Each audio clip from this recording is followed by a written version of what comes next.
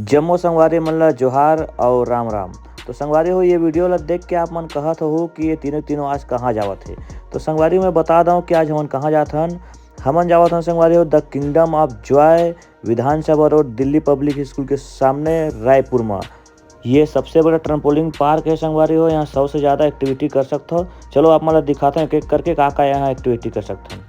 सबसे पहले अंदर घुसे हो तले दीदी मोर से एंट्री करवाई से तहन मोर हाथ लदे हो तले पीला कलर की दीदी में राखी बांध दी और मुंह मीठा कराए बर संगवारी कुछ नहीं दिसे तले दीदी हम दूठा मोजा धरा दी तहन महू के ले दीदी काहे नहीं होवा। चलो संगवारी अब गेम स्टार्ट करथन। तहन सबसे पहले दे लइका खेले के मैं खेलत रहे महू तो लइका तो संगवारी हो देखा तो कैसे कैसे खेलत हो मैं ओकर बाद जाता मैं बॉलिंग करे बर कभी बापुर हम बॉलिंग नहीं करे हो संगवारी देखा तो मैं हार गया। फिर आ गए संगवारी हो ट्रम्पोलिन में देखा तो कैसे कूद के जाता हूँ आखिर में जाकर मैं बहुत गिर जाता हूँ।